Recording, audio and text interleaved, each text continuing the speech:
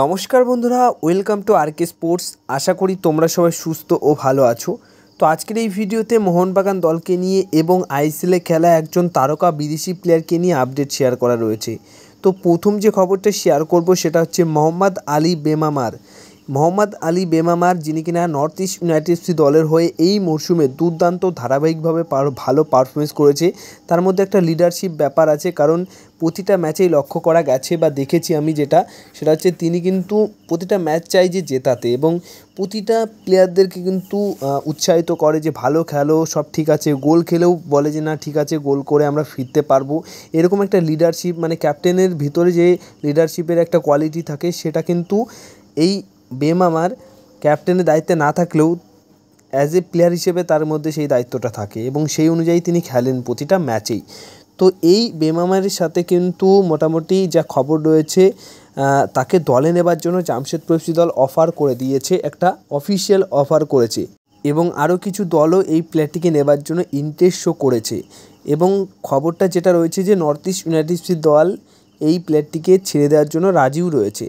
But হ্যাঁ, source তো অনেকগুলো হয়, তো একটা জায়গা থেকে এরকম খবর রয়েছে, বাট কিছু সোর্স থেকে কনফার্ম করা হয়েছে বা কনফার্ম করেছে তারা যে না, এই বেমামের সাথে 1 বছরের চুক্তি আরও বাড়িয়ে নিয়েছে নর্থ ইস্ট ইউনাইটেড এফসি দল। তো এমনটা যদি হয়ে থাকে তাহলে তো সেটা খুবই ভালো news north east United FC দলের ফ্যানদের জন্য।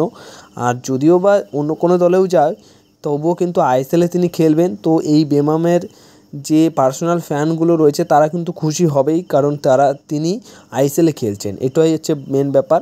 তো এটা নিয়ে কিন্তু অফিসিয়াল আপডেট পরবর্তী সময়ে জানা যাবে যে তিনি সত্যি জামশেদপুর এফসি দলে সই করলো নাকি নর্থ ইস্ট ইউনাইটেড এফসি দলেই থেকে যাচ্ছেন আরও 1 বছরের চুক্তি বাড়িয়ে। এবার নেক্সট যে আপডেট দেওয়া রয়েছে সব শেষে মোহনবাগান দলকে নিয়ে আপডেট রয়েছে, সেটা হচ্ছে মোহনবাগান দল কিন্তু বড়সড় সিদ্ধান্ত নিয়ে ফেলেছে।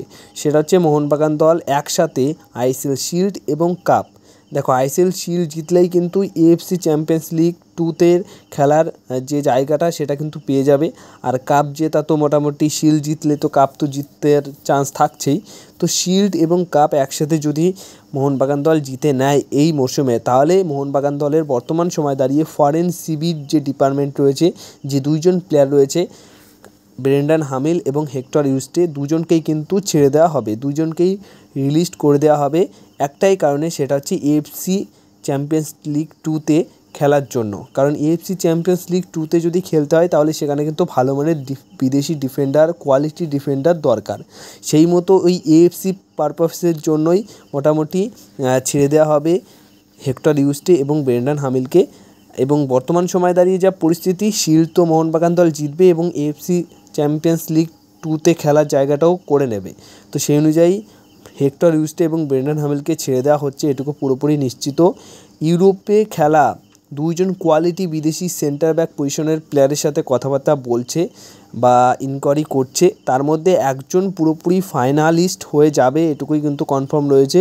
মানে 2জনের সাথে কথাবার্তা বলছে, তার মধ্যে একজন পুরোপুরি ফাইনালিস্ট হয়ে যাবে, পুরোপুরি কনফার্ম হয়ে যাবে, এরকমটাই খবর রয়েছে। এবং অন্যদিকে আর একটা বিদেশি প্লেয়ার রিপ্লেসমেন্ট হবে, সেটা কিন্তু হুগো বুমোস নয়, সেটা অন্য কোনো বিদেশি প্লেয়ার। তো সেই ক্ষেত্রে আমার মনে হয় যে সাদিকও হতে পারে, সাদিকও কিংবা জেসন কামিংস, এই 2জন প্লেয়ারের মধ্যে যে কোনো একজনের একটা রিপ্লেসমেন্ট হতে পারে বা 2জনও হতে পারে, কারণ একজনকে তো আসতে হবে, হুগো বুমোস তার বদলে আসবে, আর অন্য একজন মোটামুটি নতুন একটা বিদেশি প্লেয়ার তার জায়গায় আসবে। তো এই ছিল আজকে মোহনবাগান দলকে নিয়ে কিছু আপডেটস এবং বেমামার, মানে পার্সোনালি এই বিদেশি প্লেয়ারটিকে নিয়ে কিছু আপডেট ছিল, সেটাই তোমাদেরকে জানালাম। যদি ভিডিওটা ভালো লেগে থাকে অবশ্যই ভিডিওতে করো একটা লাইক, আর যারা চ্যানেলটিকে এখনও অবধি সাবস্ক্রাইব করোনি চ্যানেলটিকে সাবস্ক্রাইব করে রেখো।